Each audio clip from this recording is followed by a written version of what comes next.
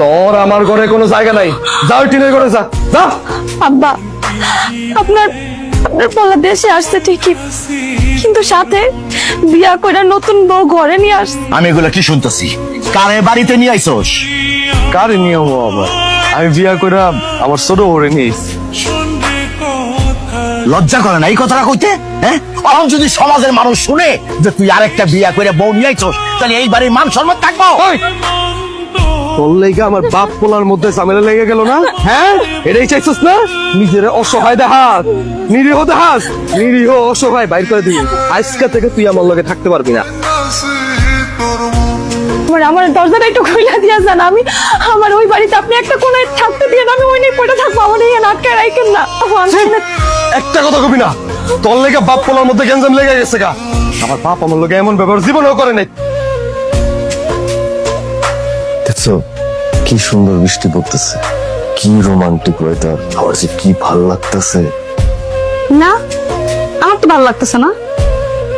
কি বুঝেছো? তোমার ভাল লাগতেছে না? মানে ভাল লাগতেছে না কেন? তুমি আমারে এই বাসায় কি কইয়ে নিয়েছিলা? আমি তোমারে কয়ে নিয়েছি আমি আমার বড় বড় বাই করে দিব। তো তুমি বাইর করে দিছো তারে?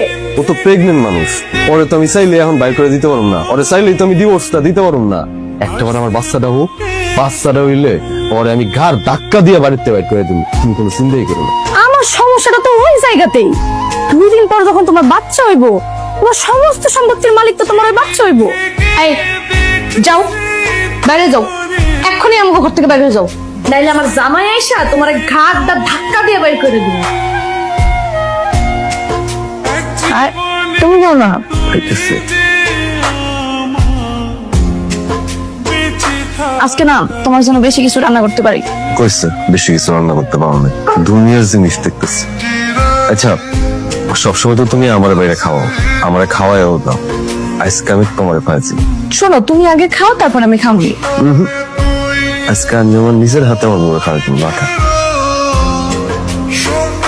আমি খাইছি, তুমি খাও। খাইতেছি না। কিছু কইবা? না, খাড়াই আছি না, ওই আপনার কাপড়গুলো ইস্ত্রি করছে তো, এটাই দিতে আইছিলাম। আচ্ছা ঠিক আছে, ঘরে রেখে দাও।